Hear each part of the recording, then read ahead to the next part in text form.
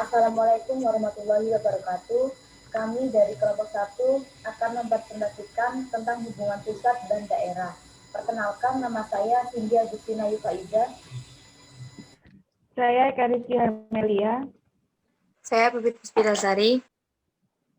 Saya Fikri Kamil Ariza. Saya Rizky Wahyu Ilahi. Pertama, kami akan membahas tentang konsep, manfaat, dan tujuan hubungan pusat dan daerah dalam NKT. Yang kedua, model pengelolaan anggaran, pembagian penghasilan antara pusat dan daerah.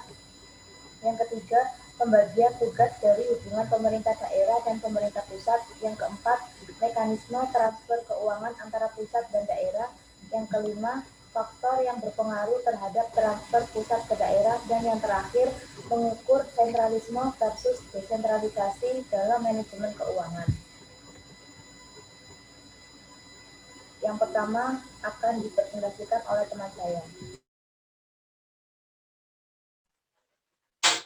Saya di sini akan menjelaskan mengenai konsep, manfaat, dan tujuan hubungan pusat dan yang pertama, sebelum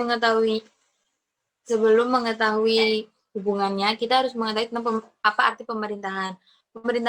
Pemerintahan di sini dibagi menjadi dua, yaitu pemerintahan pusat dan pemerintahan daerah. Untuk pemerintahan pusat, yaitu petinggi yang menjalankan kewenangan di tingkat pusat dan melindungi seluruh pemerintahan daerah karena kedudukannya lebih tinggi. Sedangkan untuk pemerintahan daerah adalah bagian dari pemerintahan pusat yang mana otoritas administratifnya lebih kecil. Jadi di hubungan antara pemerintah pusat dan daerah menyangkut hubungan pengelolaan pendapatan dan pembiayaan mengenai penggunaan dana untuk memberikan pelayanan publik yang berkualitas. Next.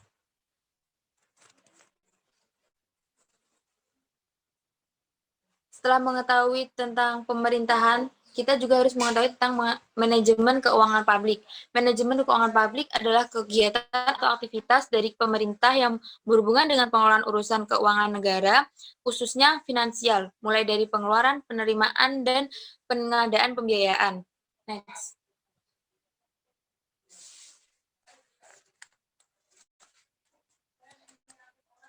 Konsep hubungan pemerintahan pusat dan pemerintahan daerah dalam manajemen kebijakan publik.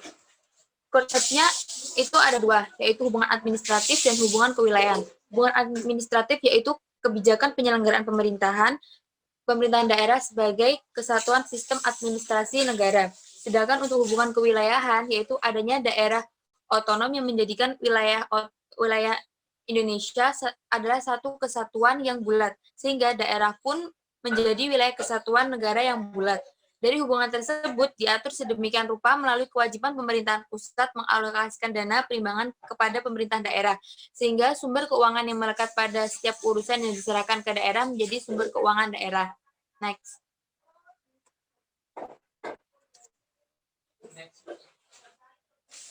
Tujuan hubungan pemerintah pusat dan daerah dalam manajemen kebijakan publik.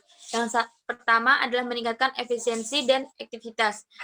Yang dimaksud dari efisiensi dan efektivitas yaitu membuat pembangunan dari suatu daerah itu meningkat lebih baik. Jadi kayak meningkatkan pembangunan dan meningkatkan kualitas dari suatu daerah. Yang kedua berpengaruh terhadap pertumbuhan ekonomi. Jadi hubungannya itu meningkatkan pengaruh karena dari pertumbuhan ekonomi yang ada itu akan menjadi lebih meningkat. Yang ketiga memindahkan sumber-sumber ekonomi. Memindahkan sumber-sumber ekonomi di sini yang dimaksud adalah kayak pemberian dana dari pusat itu dipindah tangankan dialihkan ke pemerintah daerah. Yang seperti contohnya itu pendapatan APBN yang dialokasikan ke daerah guna meningkatkan kebutuhan daerah. Next.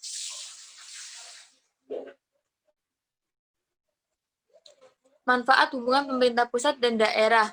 Manfaatnya itu untuk hubungan pemerintah pusat dan daerah adalah mendapatkan hubungan wewenang keuangan, pelayanan hukum, dan pemanfaatan sumber daya alam dan sumber daya lainnya. Sedangkan untuk manfaat pemerintah pusat dan daerah dalam manajemen keuangan publik adalah menciptakan kemandirian pemerintah daerah dan meningkatkan pemerintahan pusat dalam memberikan otonomi kepada pemerintah daerah agar menyelenggarakan pemerintahnya sendiri.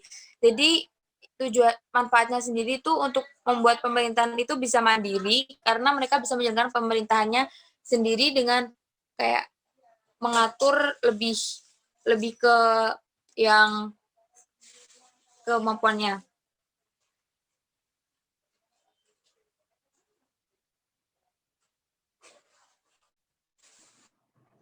Baik, selanjutnya yaitu model pengelolaan anggaran, pembagian penghasilan antara pusat dan daerah.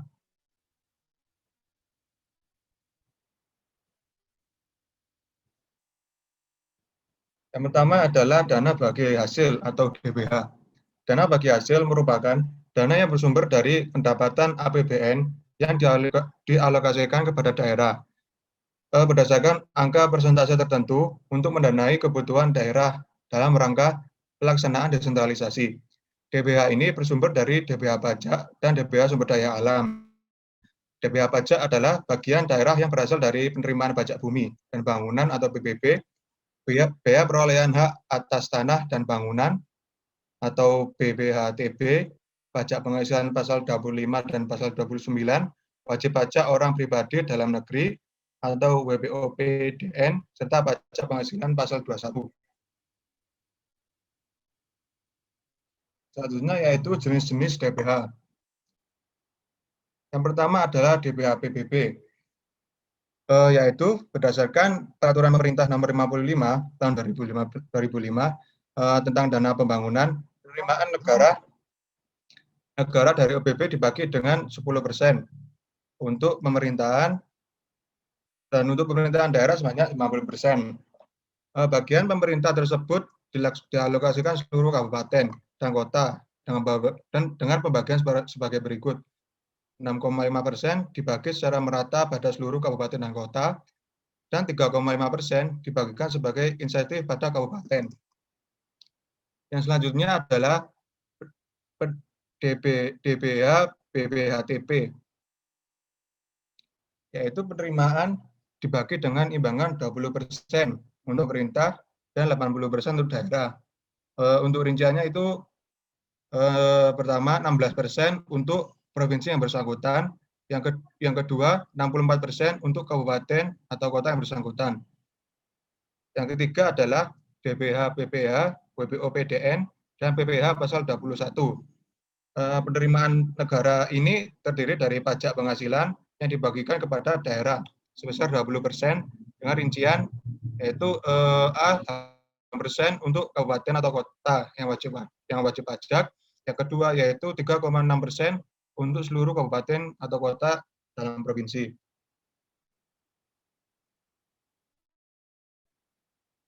Selanjutnya yaitu penyaluran alokasi DBH pajak. Untuk penyaluran ini, DBH pajak dilakukan dengan cara pemindah bukuan dari rekening kas umum negara ke rekening kas umum daerah. Untuk DBH PBB dan PPHTB, penyaluran dilakukan berdasarkan realisasi penerimaan pajak dan bea tahun anggaran berjalan.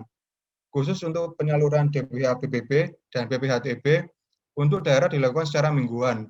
Lalu, penyaluran alokasi PBB untuk kabupaten dan kota yang sebesar 6,5%, serta DBH PPHTB bagian pemerintah dilakukan dalam tiga tahap, yaitu bulan April, bulan Agustus, dan bulan November tahun anggaran berjalan.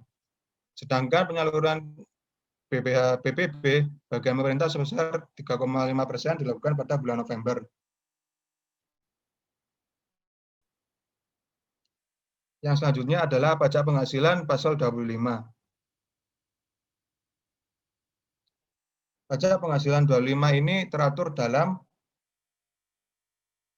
Undang Pajak Penghasilan pasal 25, yaitu pajak yang dibayar secara angsuran. Tujuannya yaitu meringankan beban wajib pajak, mengingat pajak yang terulang harus dilunasi dalam waktu 1 tahun.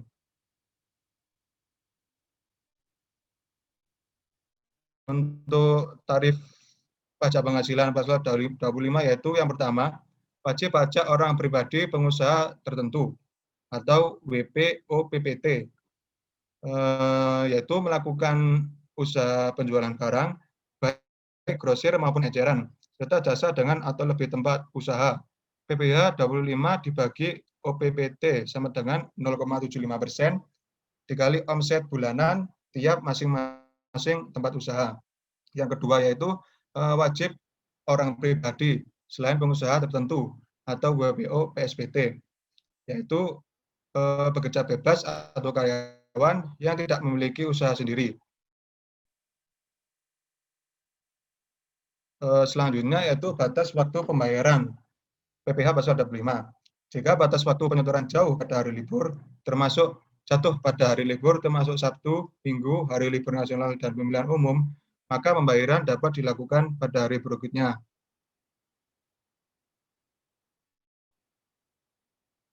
Selanjutnya, pajak penghasilan pasal 29.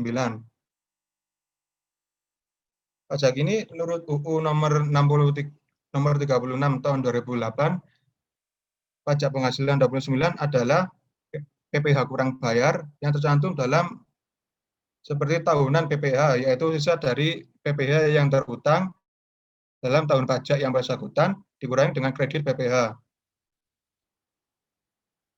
Dalam hal ini, wajib pajak memiliki kewajiban melunasi kekurangan pembayarannya. Selanjutnya yaitu tarif PPh pasal 29.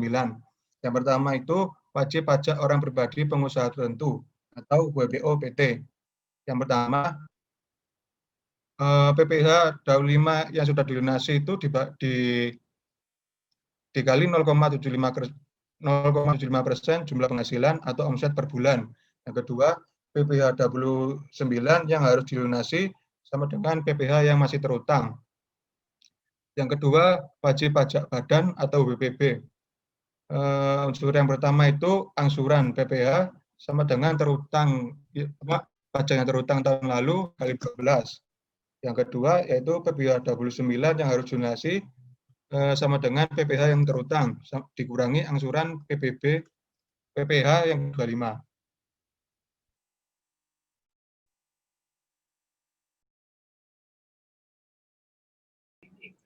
Bagian tugas hubungan pemerintah daerah dan pemerintah pusat. Next. 3 fungsi utama pemerintah.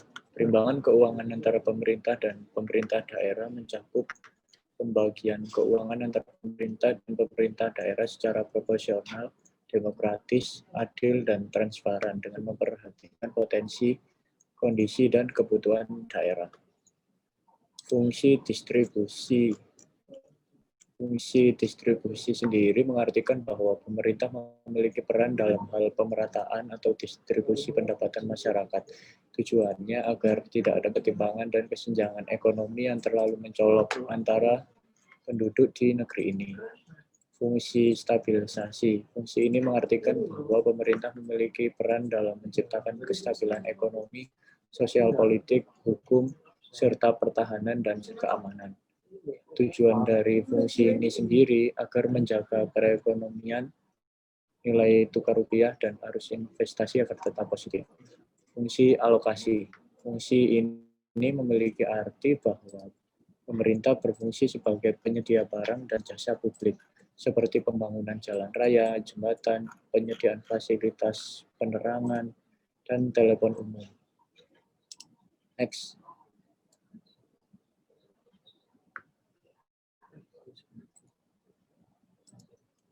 APBN dan APBD dalam rangka penyelenggaraan otonomi daerah, penyerahan pelimpahan dan penugasan urusan pemerintahan kepada daerah secara nyata dan bertanggung jawab harus diikuti dengan pengaturan, pembagian, dan pemanfaatan sumber daya nasional secara adil, termasuk perimbangan keuangan antara pemerintah dan pemerintah daerah. APBN. Penyelenggaraan pemerintahan yang menjadi kewenangan daerah dibiayai dari APBD. APBD sendiri, penyelenggaraan kewenangan pemerintahan yang menjadi tanggung jawab pemerintah dibiayai dari APBN.